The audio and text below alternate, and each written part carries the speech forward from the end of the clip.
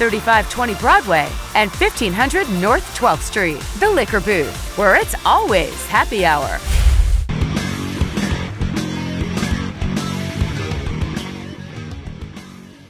Hey everybody, welcome to the Daily Muddy. It's time for Coffee Talk. Of course, sponsored by EFB. Thank you guys. We love it. We need it. I was just talking about CP time, and I could go for a little nap, which I don't think is going to happen after this, but that's okay. Yeah. That's all right. Yeah. This will hopefully wake me up. I hope so. But you were talking about something sleepy time related too, right? History? Yeah. Yeah. No. Well, I was still in CP time because of my CP medication. That's what I was talking about, not history, although some people do think it's CP time. I don't. I'm very interested in it. I am interested in it. I didn't get it growing up. I know I've said that time and time again, but I get it now every morning before I have my coffee, usually because I ask a question, and then that one question leads to an entire history lesson. Yeah. But I was asking him about the Boston Tea Party. Yeah. Because I was planning on wearing my sweet Boston. Spilling of the tea. Yeah. Yeah.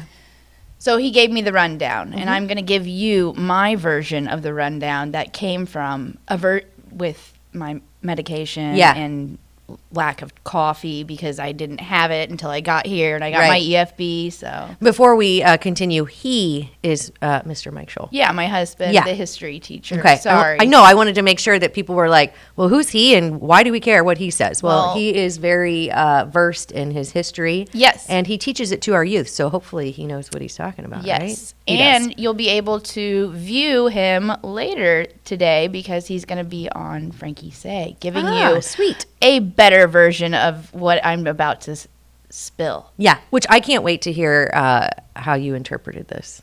Well, it's a good thing I called him to reiterate because I was like, he goes, so what did you get out of that? And I'm pretty sure I called the Sons of Liberty the Sons of Anarchy when I was summing it up. Honest mistake. Yeah. Total honest mistake. Nah, I wasn't with it, but of course I knew what I was saying though because I know about the Sons of Liberty and. Yeah. But of course, with the 4th of July coming up, we want to talk about, what led up to it. Why is it? Okay, so the Boston Tea Party was one of the many moments in history that led to, the 4th of July, the American Revolution. Yeah. The 4th of July commemorates the presentation of the Declaration of Independence. Right. So back to the Boston Tea Party. Again, one of the many acts. This is the act that I'm going to focus on. So the Sons of Liberty wanted to protest the fact that Britain was deciding that they're going to give us the stanky tea. Yeah. The icky tea. Yeah. It was expired. I think China didn't want it. So it came in. This from the East India Trading Company. They're the ones that sent the stanky Yankee tea. And Britain said, you will have this tea or you will have no tea. And you will pay the taxes on this tea. Yeah. And Britain was trying to put their thumb over us. Yeah. So in one of the many acts of defiance, I guess you would call it, the Sons of Liberty dressed as Indians to commandeer the tea or take it and throw it overboard. Yeah. It's an act of... They were like, F that tea. Yeah. Thanks. Yeah. But in doing that, they didn't hurt anyone. They didn't destroy anything. They did destroy a lock and went back and fixed it later that day. Oh, really? Yeah. But again, they dressed as Indians as plausible deniability. Yeah. In that, this act of defiance or demonstration, I guess. The colonists were getting loud. They wanted to be heard. They didn't destroy anything, and that was, I think, a reason for them being loud. A lot of people compare the demonstrations and the protests, from today to that, which there is no comparison because people are destroying things, hurting people. Yeah. Again, the Boston Tea Party was a prime example of a great, I guess, demonstration, without hurting anything, but that stanky tea. That's the one thing that got hurt in the act. But so protests I think are more meaningful and loud when they're not destructive. And that is what I learned today, half asleep on my Trizodone. Which brings me to the next thing. I know you talked yesterday with Aunt Amy and Pilar about different ways to calm your dog. That's a new thing, like a common thing, I think, that people give their dogs trazodone. Make sure you obviously check with your vet. Oh, yeah. This is a common medication for dogs. Okay. Especially given for in the fireworks like thing. Anxiety type stuff. It's one of the many dog anxiety medications that they can prescribe. But I've heard of people giving their dogs this, and it's like, well, maybe check with their vet, because your definitely check. Your dog might have a heart condition that you don't know, but I don't know. Yeah. Also, how do you even know how to begin dosing? This is something we talked about yesterday, which is why it's really, really important that you not only call a vet, but one that's familiar with your dog, because even if it's CBD or something that's all natural, any amount of dosage that's over, what your dog can handle can be fatal. So and hurt their heart. Yeah. So you want to make sure you're figure out what you're doing right before you're doing it. Yeah. So I guess that's basically my history lesson. So, you're going to get a better one later today. No, I think it's important, the kind of the demonstration of we're not going to settle. Now, what do you think the colonists would feel about us today? Because we're talking about taxation, right? And back then it was like what? They were protesting like a 2% tax? It was called the it was part of the Townshed Acts, I believe. It was just like extra taxes on things, and the colonists were like, no, we're not going to do not doing it. We're dumping the tea. So now if you think about today, so it went from like a very minimal tax, but back then of course was still unheard of, to today it's almost like, we'll eat more and more and more and more taxes. So it's like, and even strangely enough, which I know fireworks weren't originally tied to the 4th of July, I don't think, anyway. But now the taxes on those fireworks to celebrate. Ironic. It's just very ironic how, how things started and we celebrate it, but it's almost, it's almost hypocritical because we're celebrating something that we're still going down. It seems like almost the wrong path. Yeah. Right? It does. Isn't that wild? Well, history is most inevitably repeating itself because, like the Sons of Liberty, the big names that are John Hancock and Sam Adams. So like them, I think we see a lot of that going on today currently, where you have the people directing the people. Yeah. And sometimes the people don't know exactly what the freedom is that they're fighting for, or what I don't know. Like sometimes they're not exactly, they're just following the masses. They were stirring the masses with these acts, and some people get riled up in those things. They get riled up when you spill the tea. Yeah. Your history and your news isn't so seepy when you rile them up. Absolutely. Yeah, spilling the tea, stirring the pot, whatever it is, we love to do it. Also, I think the we the people, so when they were getting loud, I think that's probably what we're missing. Everybody's kind of scared to get loud, or doesn't even really know how to get loud, outside of wrecking crap, which we don't have to do, which is what you alluded to. Demonstrating peacefully to get your voice heard is one way to do it. So don't use this holiday to go out and wreck things. So speaking of the holiday, the 4th of July, the Quincy Tea Party, they are, the Tea Party in general refers to themselves as historical successors to the Boston Tea Party. Okay. So the Quincy Tea Party is hosting the Freedom Fest, and that is one of the things that I have made part of my family tradition in the 4th of July.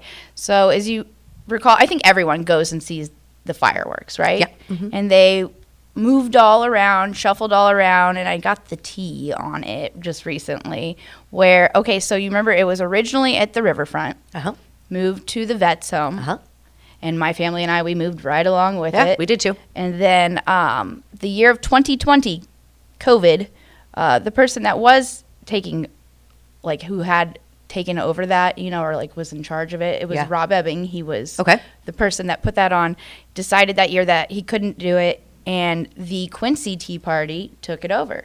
And then so they took care of it that year in 2020, and then the next year in 2021 they became Quincy Freedom Fest, became a 501 3C, its Gotcha. own thing. But so right now it is the Quincy Tea Party that's putting that on, but it's put on with it's community supported via sponsors and donors, and it is going to be this year at the riverfront. Amazing, where it should be. Yeah. They have 2 shows, both on the 4th and the 5th. They, I think, will start around 9:30 p.m. Other fireworks shows that are happening and on paper are the July 3rd, that's at the Quincy Country Club, and July 6th at Spring Lake. I believe Sheridan is also hosting one on the 4th. They do a phenomenal show. So all those shows will be in that area. Like you said, your dogs. Yep. Make Beware. sure, just be with them, too, if you can. Also, real quick, because, when it shifted to the Veterans Home, I was like, oh, this is awesome, because I do feel like they should, get to experience it, because they fought for our freedom as well. And but then another valid point, which was PTSD, gunshot. So now the Elks, we'll shout them out. They offer like front row. Thank you, Bob, for doing that. They offer like front row seating for, or they did last year. I'll have to check and see if they're doing it, or anybody who's interested, for service people to come. They had a bus come in from the Veterans Home, and they had like front row seating for them. And also there are bathrooms and drinks and all kinds of stuff there. And honestly, one of the best views in town. Yeah. For sure, without all the crowd, without the fireworks. The Elks Club is. That's what we did last year. We went to the Elks. Actually, we went to the riverfront.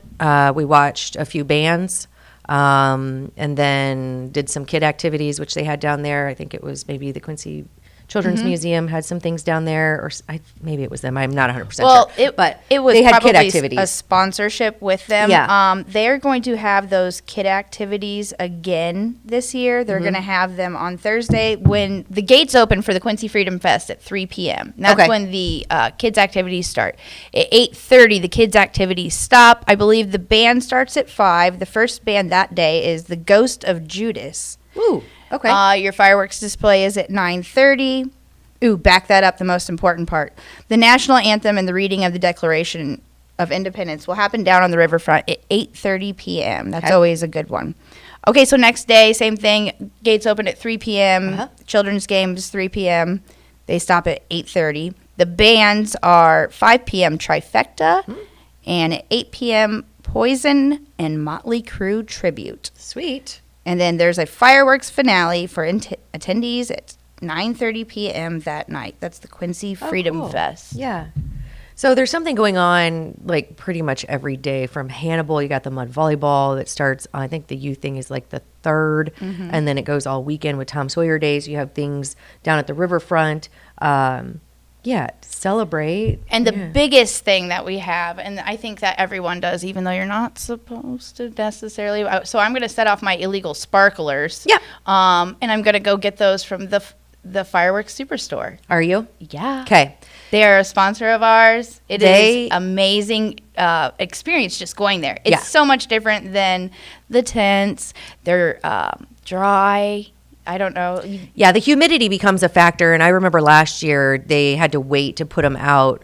Or no, they didn't wait. And then I think it was the rain, the storms, right? So this took out half their. They've all kind of waited a little longer to put it out, but humidity is always going to be a factor, and also availability. And speaking of availability, when we drove by, we were headed to St. Louis. We went by the Superstore, and that place was packed. I'm not saying that they're going to run out, but I recommend getting there sooner than later, because you want to have the selection, especially if you do family stuff. And do you do? Yes. Yeah. So do we. Family stuff on the patio. Yeah. Yeah, we do too. Sparklers. We go to the in-laws who live in Missouri, so we just light it up. I mean, we light up the sky for independence. I'm telling you what, it's so much fun. And then we do the Freedom Fest, and hopefully we'll make it to Hannibal, to the mud volleyball and the Tom Sawyer Days. I feel like there's just so much stuff, and the long weekend allows you to fit in as much stuff or as little as you want. But as long as you're spending it kind of celebrating our freedom, making sure that, you're... Know what you're celebrating, too. Yeah. I mean, if you don't know it, watch Frankie say. Yeah, right? Or Google it. I don't know. Tune in to well, Brittany. This was not the most informative, but... it's the Cliff's Notes. I feel like, I think this is good for people who lose, people who don't really have an interest in history, which you should. But younger people, they can tune in here and be like, oh, they spilled the tea because they were angry. And it was stanky. And they got their voices heard in a calm yet efficient manner, which is one thing we all need to take away. And on this weekend, drinks are going to be had by a lot of people, right? Make sure you retain all of your digits, right? There are dangers involved with drinking and fireworks, so make sure that you have a designated driver, a designated lighter, and right. So let's just they could probably be the same person. They could be, yeah. Just make sure to heed those warnings because we want everybody to have a happy and safe 4th of July and come back after to hear the next coffee talk, right? So with all of your digits and all of your freedoms. I love it. Right? Yes. Okay. Let's on cheers that on that note. I think that does it for today's Coffee Talk. See you next time.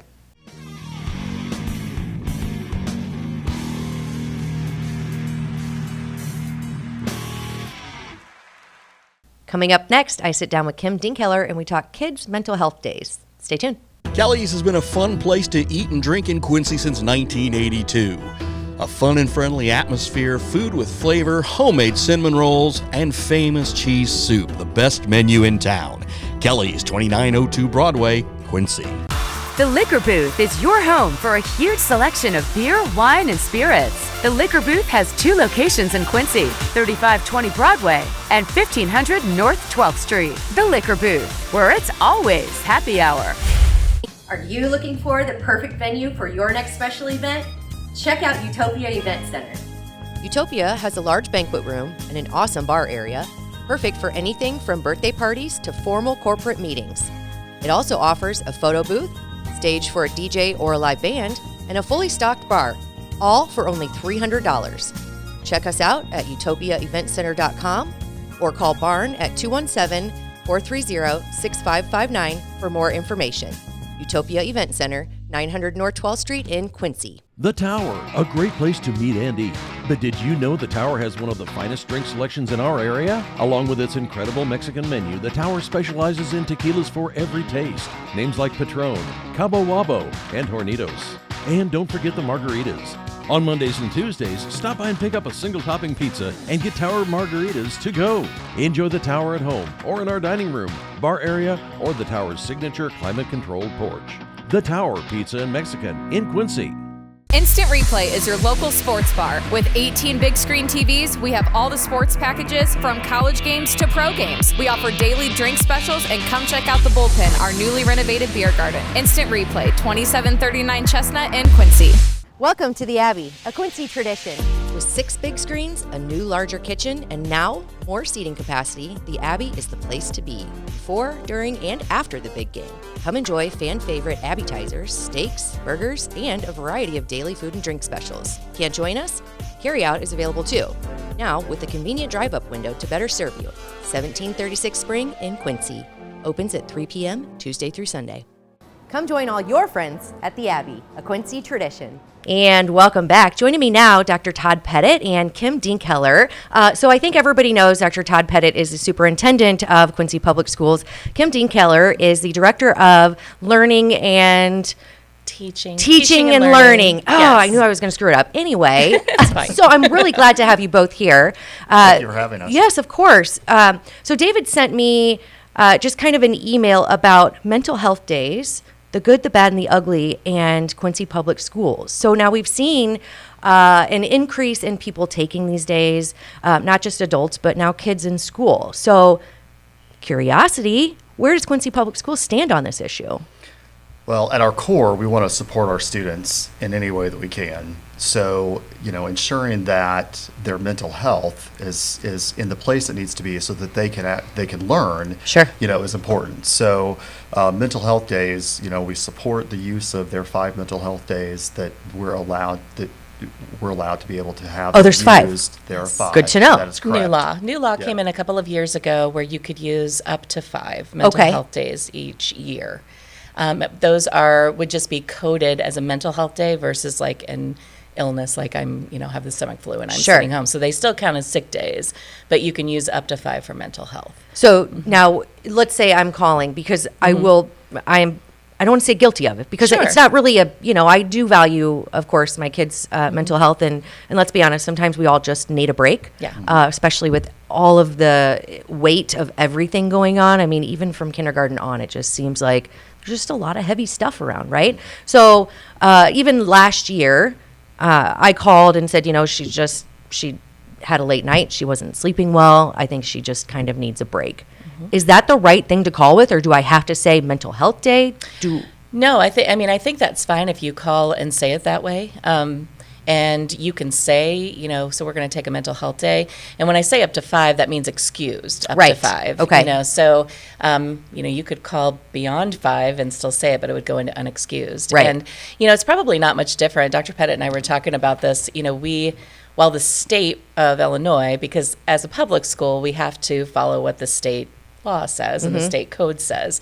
So we were thinking this came into play a couple of years ago, and how did that change? Well, I'm not sure much did change, because you and I, when we were growing up, we would have days where we were exhausted, and what does it do? It comes out physically. So you don't feel good, you're homesick. Right. Now we just code it differently. Now the reason for the coding is to alert any school staff if you have students that are taking a lot of mental health days. Gotcha. So that really came out as a way to support, for a school to be a support system.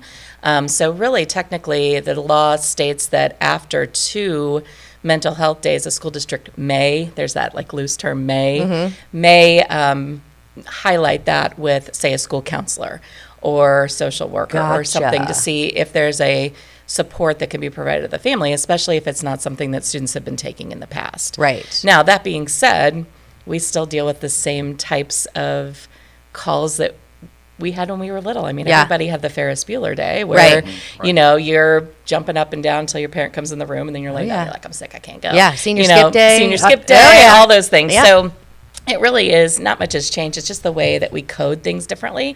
Of course, if we go back a few years, we were coding things on ledgers, and now we're keeping track of them in computers. Right. It's really legitimizing what that mental health day is. Right. Not only for students, but, as adults, we do that too. I just really need a mental health day. Yeah. It's, you need that break. And we see that even more now with just post-pandemic, anxiety, students just navigating, their world. Right. And socially, and just being able to deal with all the things that come at them. Right. So I think it's interesting that you said, after a couple, they're kind of, I don't want to say flagged, highlighted, whatever the terminology would be.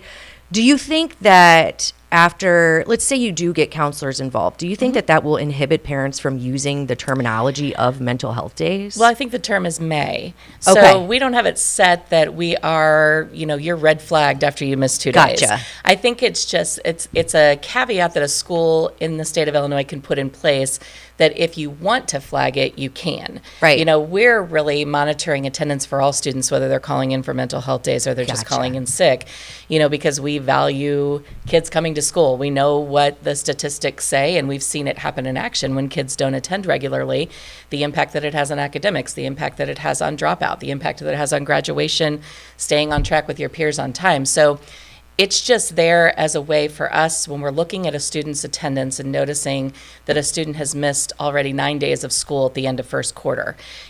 Our deans, social emotional support people, our SSFLs, they get regular printouts of kids that are missing a lot. So now this gives us a chance to kind of take a look. And if we're noticing that a child's missed 9 days and 5 of those have been for mental health already in the first month of school, then it could be like, hey, we need to do some checking in. Like, is there something we're missing? Has anyone talked to this child? Do we need to maybe reach out to the family? Is everything okay? Know, because sometimes not everything comes to the building, but it is having an impact on school. So if there's something we can do, or if there's something is happening at school that we need to intervene on, we need to know. So I don't want that to be like a deterrent for any parent, but we also, just like I said before, we tend to, sometimes that's a way to find out, is this really truly, I'm using the days appropriately, or is it like I don't feel like going to school because I'm a 7th grader and I'm over school right now. Right. On the flip side of that, there may be, those students who, are working with their counselor, or they may be with a mental health counselor within our school. We have a partnership with Thriving Minds. So it's a benchmark, it's an awareness tool, but also, a tracking tool as well. Sure. If they're receiving those services from us. Right. So now, is there a I guess, quote unquote, doctor's note necessary for mental health days? If you go beyond the allotted days that you can take and you start falling into unexcused absences, we usually have kind of like a doctor's note required. So if you're starting to hit that halfway mark to truancy, if you're starting to hit like chronic absenteeism, then after so many, we usually say doctor's note required, and that's for any. Any call in. So what qualifies as excused? Well, lots of things. Really, excused is really illness. Mental health can be excused up to 5. It could be a family, death or in the a family family experience. Okay. There was one added last year on attending a civic event. So you can use a day to attend a civic event. Like, let's say a president visits Quincy. Like president visits Quincy, Okay. or if there's someone that's coming through town on a tour and you want to take your child to that event, you can do that. That was added in last school year. I think there's actually a caveat in there about being dismissed to play taps for a funeral. Really? Yeah. Oh, if you're like in the band? Or, Yes. Yeah, So okay. that can be excused. Interesting. Vacations are not excused. They're not. No, but. So even if they send around that form you prior can do a to... prearranged absence. Okay, but it's not necessarily after excused. so many days. Yeah, like it can. It's technically unexcused. Look at me, Yeah. I'm just learning all kinds of Yeah, stuff. Sorry, sure. I'm asking my own personal stuff because I'm like, look, I don't want to get myself in hot water. Yeah. But back to mental health. I feel that it's very important to allow, those excused absences, but also to, so you require parents to call, right? Yeah. Correct. So then keeping the parents and the kids kind of, I think it kind of advances the communication there as well a little bit. So, if a kid just says, and let's be real, I would have done this, I think I need a mental health day. Then maybe it prompts the parent to ask some questions. That's the idea. And just kind of, create the communication basis, but also to give you guys, some idea of why kids are not attending. Also, though, so are there barriers to this idea? Because I know some states are more... some states are really on board with it, and some just are not. And there are barriers to it more than just personal opinion, right? Sure. So I think there are like state rules as far as attendance, how many days you have to be in attendance. What other barriers have you seen? So I would say, in terms of looking at just excused and unexcused absence, right? Some of I think a fallacy or a misnomer of that is that if it's excused, that it doesn't count. So for chronic absenteeism, it's excused absences and non-excused absences. Gotcha. Right? Yeah. So, while you're allowed to take, sick days and mental health days and they may be excused, it still counts into that 10% total. Gotcha. Right. So I excused wanna or make sure- unexcused, Correct. you're still being engaged on the Yeah. on the attendance Attendance. performance. The Okay. absenteeism. Gotcha. And it's hard. And like I would say probably every state is in the same boat when it comes to public schools. You're held to school code. Yeah. And I know that some of when you think about mental health days, as a parent, you're the one that knows your child. Right. And if you know your child's exhausted, trust me, we don't want a kindergartner who needs a break to come to school because they're not going to learn. It's Right. going to be difficult. Right. I think it's hard though because they have to quantify it in some way. So the state tells you we're going to track it on this percentage because this is what research and data says has an impact on academics or has an impact on overall success in school. Gotcha. So that's what makes it challenging for us, and it's like even on like a vacation, for us to say technically it's excused. Yeah. We know as well as anyone else that not everybody's vacation can happen in the summer. Right. Everybody's job dictates when you can and can't take that. So if a dad can take a vacation in November, of course they're going to want to take the vacation in November. Sure. What makes it hard for us is we understand and we believe it, but we're also held to still what held- the state yeah. says. Yeah. So, on chronic absenteeism, like I'll use my son as an example. You look at we have some software that gives us an opportunity to look at kids and says whether they're on track. So are they attending 90% of the days that we've had of school so far? Well, my son plays soccer. Yeah. So in the fall, because it's actually counts hourly, it's down to a decimal point based on the number of minutes in school. Oh, wow. That counts toward the day. So, when we run that. And that's for any student. For any Sure, student. sure. Not just athletes. Or, Yeah, yeah, okay. So my student shows up at risk and critical in September with attendance because he may have left early 3 times for a game. Not that he's missing school.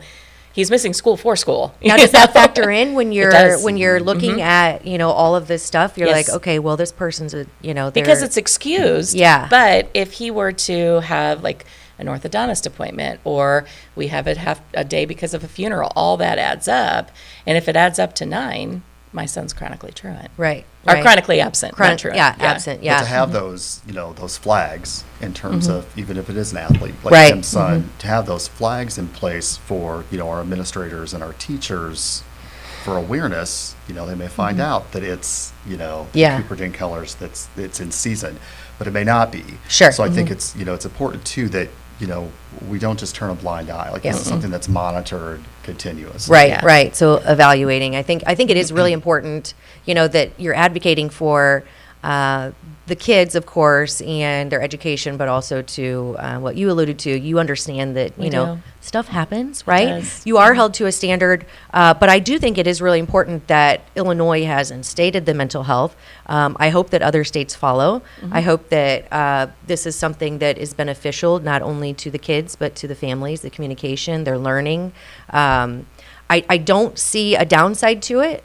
I mean, I think it really is. It's important, and it's awesome that we're talking about it more. And I think the more of these, the more of these topics and the policies that get instated that kind of lend to, hey, we are looking out for the kids, we're looking out for the families, but of course we also have to look out for education in Illinois. I think it creates a really good formula for education and communication. Yeah, And it does. so I think it's awesome. Anything else that maybe I missed about the mental health days or absenteeism? I think just attendance in general, right? Like, it's important. Yeah. We know it's important because, to be able to achieve their personal excellence, they have to be in attendance. Right. Right. But to be able to, again, diagnose as a practitioner, meaning as an educator, like, what else is going on? What Sure. are the barriers that you talked about that are hindering that student from learning? And, if mental health is one of those, then that's something that we need to support and will continue to support. Right. Yeah. And from an angle of, that for those people who need it, yes, there are still students who are not attending that need to be attending. Sure. And really don't have a reason not to attend. Yeah, I was know? I was going to say that. So you Yeah. so you always have, and I'm not knocking parents. I get it. Parents Yeah. work, but you always will have parents that just don't know. Yes. Parents that can't be home all the time with their kids. So these things are probably going to be taken advantage of. Yeah. But I think the flag is there for a reason. That, Oh, yeah. that you can, Absolutely. that you can instate those conversations Yeah. and maybe just create a little more awareness even on the parent side when the kids are, kind Yes. of latchkey kids, which, Right. they're just, it just happens because in today's world, people have to work, people have Yeah, things they going do. on, and it Because just it is what goes it back is. to that partnership. And Yeah. I just finished the draft of my annual letter that goes in the Herald Whig for Okay. our back to school issue. Uh-huh. And, truly it's about that partnership. And it's not cliche because, we need parents that are in partnership with our administrators and our teachers. Oh, absolutely. At all levels. Yep. Because that's imperative. Yeah. Knowledge is power, and Absolutely. it takes a village. Yeah, to absolutely. support And I think every child. we're lucky at Quincy Public because we do have key positions that we've identified to work with families at all levels. For a long time, it was just junior high and senior high that had deans and counselors. Since the new elementary schools opened, us having student support family liaisons, SE leaders, it gives them a focus for just that. And so that line of communication becomes so critical because if there is a family that there's a barrier that we can connect them to a service, or maybe it's something like transportation, and we can look and see how can we get you some support services that maybe a family doesn't know exists. Right. Maybe it's something as simple as I want my child to attend and I can't get them out the door. Sure. You know, Yeah. 'cause that's It happens. a very real thing. Yes. You know, I worked at Quincy Junior High before coming to the district office. So, you know, there were lots of times where I would go to the house and it was because the parents calling saying, I can't get them to come Yeah. out. I can't get them on the bus. I need help. So we go and we wrap around that kid, parent, and school together. And eventually we hopefully get that student out the door into the building. Engagement, involvement. I think it is important. It's unfortunate sometimes that the school has to step in as parents, but I also think that it is a great opportunity to kind of get more engagement from the parents. Also, trying to help the student realize the importance of it. Also, the parents realize in some cases, right? So yeah, I think it's a good thing. I think the communication that comes out of this is going to be great. And our community as well, because you were talking about engagement and just support, and one of the ways that we do that is through our mentor program. So I've got this platform today. Yes, absolutely. I'll bring that up again because we have students on a waiting list for mentors. And that's, you know, anyone in the community who goes through our vetting process to become a mentor. It's powerful. Probably one of the most powerful programs that we have. We have had several mentors that have gone with their student from pre-K through 12th grade. I mean, that consistency, you know, to have just that additional layer of support is great. So I encourage anyone in the community that wants to become involved and maybe has that connection with kids and likes working with kids and can give up, you know, some time, an hour a week. Makes a huge difference. Reach out, give us a call. Okay, well, you're going to have to come back and talk more about that because I don't think I realized that was a program. And I think, you know, if I wasn't aware, I'm sure other people weren't. And I'm sure there's a lot of information, a lot of ways to reach out and to get involved. So maybe I think this sounds like another good conversation. It would be, for sure. Yeah, absolutely. But yeah, in the meantime, if you're interested in mentoring, reach out to anyone at the school district. I'm sure they can point you in the right direction. Also, if you have any questions on mental health days, where should they go? Really, they can call the school there, and if they have questions, sometimes the secretary can help. They can point them in the right direction. We always say call the school first because they're the one that knows the individual kids the best. Right. You know, and that's probably the best place to start. Best place to start. All right, cool. All right, well, thank you so much. I appreciate it. Always learn something new, and it's definitely good stuff. So congratulations. Keep up the good work. Thank you. And, I'll look forward to talking more about the mentorship program. Thank you. All right. I think that does it for today's Daily Muddy. We'll catch you back here tomorrow for more.